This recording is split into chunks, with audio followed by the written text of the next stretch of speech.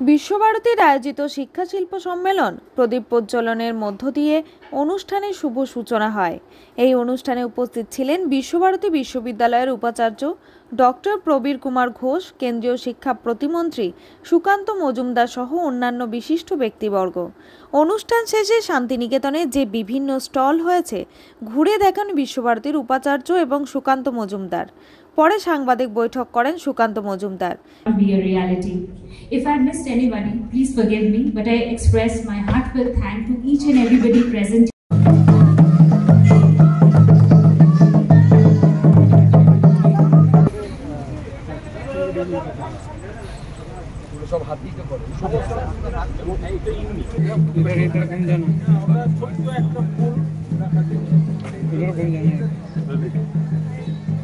দেখুন, বিহারের নির্বাচনে সাধারণত কোনো গন্ডগোল হয় না। গতবার একটা হিংসার ঘটনা ঘটেছিল, একটি বাদর ভোটের লাইনে দাঁড়িয়ে থেকে একজনকে থাপ্পড় মেরেছিল। এ বাদে আর কোনো হিংসার ঘটনা গতবারও হয়নি, এবারও হবে না। রাজনীতিতে হিংসা সবার আগে, মানে আমরা যখন বড় হই, যখন স্কুলে পড়তাম, তখন শুনতাম বিহারে হতো। এখন সব রাজ্য এই কালো অধ্যায় থেকে বেরিয়ে গেছে, শুধুমাত্র পশ্চিমবঙ্গ বাকি আছে। কারণ পশ্চিমবঙ্গে এমন একটি শক্তি কাজ করছে, এমন একটি শক্তি বিরাজ করছে, তারা যতদিন থাকবে ততদিন পর্যন্ত এই যে বামপন্থী মানসিকতা, আমার রাজনৈতিক বিরোধী মানে সে আমার শ্রেণী শত্রু, এবং যেখানে তৃণমূল সেটাকে একটা অন্য। কাজী আমিরুল ইসলামের রিপোর্ট, ভয় টিভি, বোলপুর।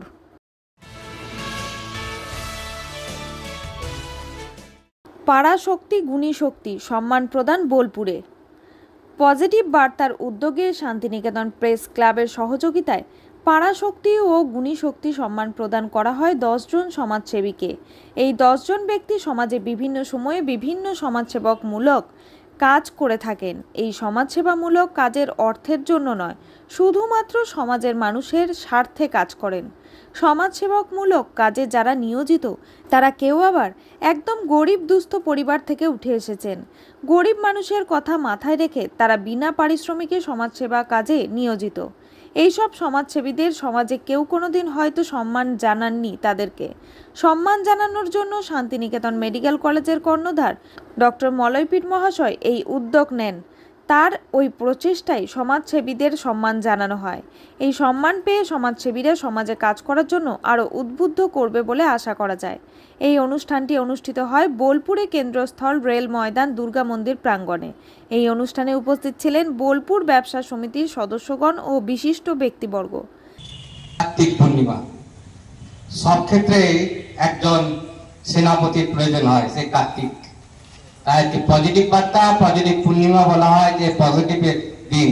পূর্ণিমা দিন উপোস করলে, পূর্ণিমা দিন মানে রাত্রি, পূর্ণিমার রাত্রে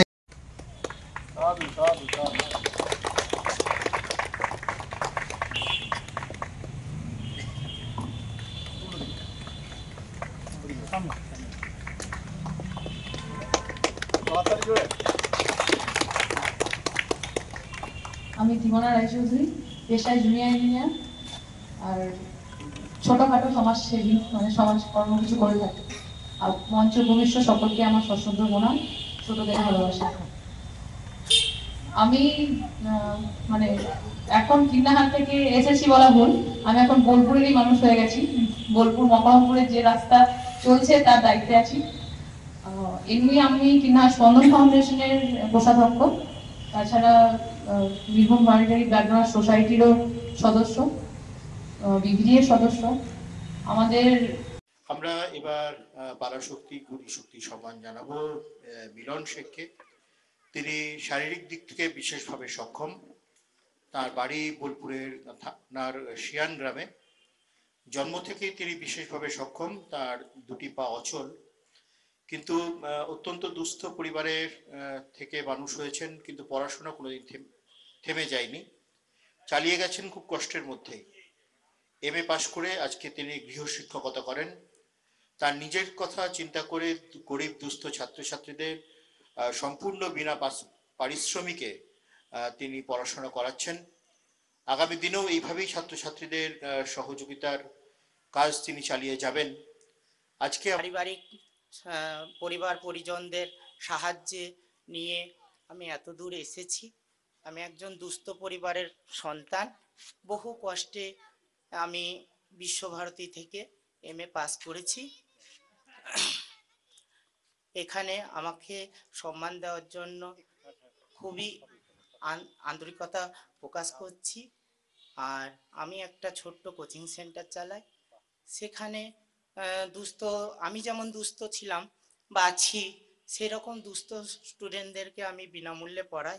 কাজী আমিরুল ইসলামের রিপোর্ট, ভয় টিভি, শান্তিনিকেতন।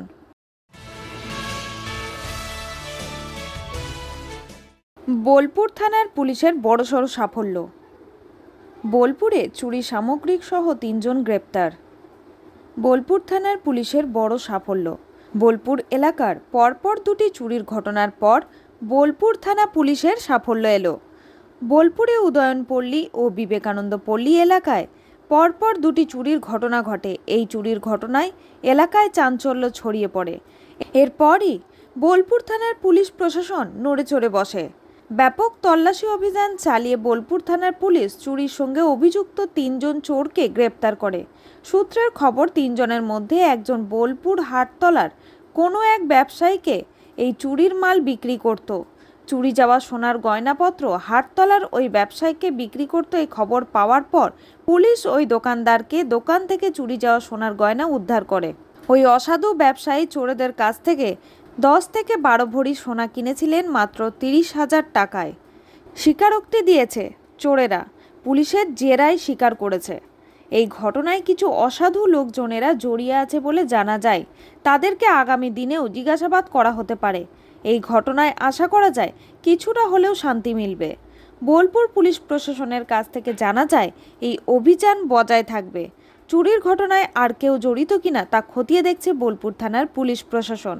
বোলপুর পুলিশ প্রশাসনের এই বড়সড় সাফল্য সাধুবাদ জানিয়েছেন এলাকাবাসী।